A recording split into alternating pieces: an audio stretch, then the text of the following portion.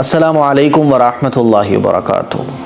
آج میں آپ لوگوں کو 7 ایسی باتیں بتانے جا رہا ہوں کہ اگر ہم لوگ ان 7 باتوں کا اہتمام کرنا شروع کر دیں تو بزرگوں نے، علماء نے، فقہاء نے، بڑے بڑے اللہ والوں نے اپنی کتابوں میں لکھا ہے کہ جو 7 باتوں کا اہتمام کرے گا وہ اللہ اور فرشتوں کے نزدیک شریف ہوگا اور اس کے گناہ معاف کر دیے جائیں گے، چاہے وہ سمندر کے جھاگ کے برابر ہی کیوں نہ ہو، اور ایسا شخص ایمان کا ذائقہ پائے گا اور اس کی زندگی اور موت دونوں بہتر ہوں گی۔ اور یہ 7 چیزیں جو ہیں نا سنت ہے، ہماری روزانہ کی زندگی میں یہ 7 چیزیں بہت زیادہ جڑی ہوئی ہیں۔ آئیے جانتے ہیں وہ 7 باتیں کون کون سی ہیں جن کا ہم لوگوں کو اہتمام کرنا چاہیے۔ نمبر 1، ہر کام سے پہلے بسم اللہ پڑھنا۔ کوئی بھی کام آپ شروع کرنے جا رہے ہیں تو بسم اللہ الرحمن الرحیم سے اس کی شروعات کیجیے، اور یہ سنت ہے۔ رسول اللہ صلی اللہ علیہ وسلم نے اس کی تاکید فرمائی کہ جو بھی کام شروع کرو اس کو بسم اللہ پڑھ کر شروع کرو۔ تو پہلا کام، ہر کام سے پہلے بسم اللہ پڑھنا۔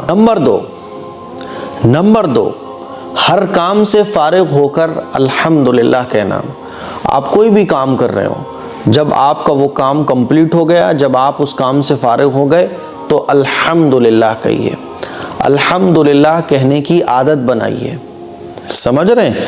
نمبر 3، لغو یا گناہ کے بعد کوئی بھی فالتو کام جس سے آپ کو کچھ حاصل نہیں ہوگا، کوئی بھی بیہودہ کام، کوئی بھی غلط کام یا کوئی بھی گناہ کے بعد استغفر اللہ کہنا، اس کی عادت بنائیے۔ مان لیجیے آپ سے کوئی گناہ ہو گیا تو فوراً کہیے استغفر اللہ، ہے نا؟ کوئی بھی بیہودہ بات آپ کی زبان سے نکل گئی تو کہیے استغفر اللہ۔ چوتھی بات، مصیبت پر انا للہ و انا الیہ راجعون کہنا۔ کوئی حادثہ پیش آ گیا، کوئی مصیبت آ گئی تو انا للہ و انا الیہ راجعون کہنے کی عادت بنائیے، ہے نا؟ یہ بہت عظیم الشان 7 اعمال ہیں جو میں آپ لوگوں کو بتا رہا ہوں۔ نمبر 5، آئندہ کے لیے اگر کوئی بات آپ کہہ رہے ہیں تو اس کے ساتھ انشاءاللہ لگائیے۔ جیسے آپ کہہ رہے ہیں کہ میں ڈاکٹر بنوں گا بھائی، تو انشاءاللہ لگا دیجئے، میں انشاءاللہ ڈاکٹر بنوں گا۔ میرا ارادہ ہے کہ میں اپنا بہت خوبصورت گھر بناؤں گا انشاءاللہ، اگر اللہ نے چاہا تو آپ اگر فیوچر میں کوئی کام کرنے کے لیے یا آئندہ آپ کا کوئی پروجیکٹ ہے، آئندہ کسی چیز کی اگر آپ خواہش کر رہے ہیں فیوچر میں، ہے نا، مستقبل میں، تو اس کے ساتھ انشاءاللہ کہنے کی عادت ڈالیے۔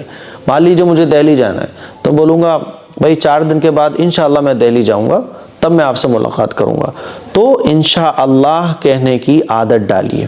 یہ 5ویں اہم بات ہے جس کو ہمیں عمل میں لانا چاہیے۔ نمبر 6، ناگوار بات اگر پیش آ جائے، کوئی مان لیجیے کوئی خراب بات آپ کے سامنے کسی نے بول دی یا آپ کے سامنے کوئی ناگوار بات پیش آ گئی تو اس پر لا حول ولا قوت الا باللہ کہنے کی عادت ڈالیے۔ لا حول ولا قوت الا باللہ۔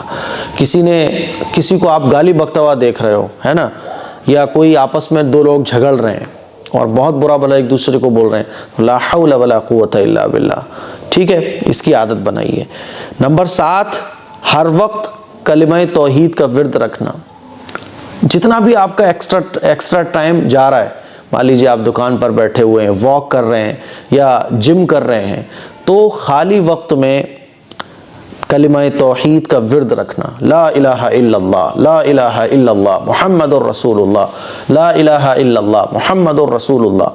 تو یہ 7 باتیں ایسی ہیں کہ اگر ہم اور آپ ان کو کریں گے نا تو 7 سنتوں پر عمل ہوگا، اور سنتوں پر عمل کرنے کا جو فائدہ ہے نا وہ انگنت ہے، اس کو بیان نہیں کیا جا سکتا۔ بزرگوں نے بیان کیا ہے کہ ان 7 باتوں پر عمل کرنے کا فائدہ یہ ہے کہ فرشتوں کے نزدیک ایسا شخص شریف کہلائے گا، اس کے گناہ معاف کر دیے جائیں گے، چاہے سمندر کے جھاگ کے برابر کیوں نہ ہو، اور یہ شخص ایمان کا ذائقہ چکھے گا، ایمان کا ذائقہ اس کو نصیب ہوگا اور اس کی زندگی اور موت بہتر ہوگی۔ خود بھی ان 7 باتوں پر عمل کیجئے اور اپنے بچوں کو بھی ان 7 باتوں پر عمل کرائیے۔ السلام علیکم ورحمۃ اللہ وبرکاتہ۔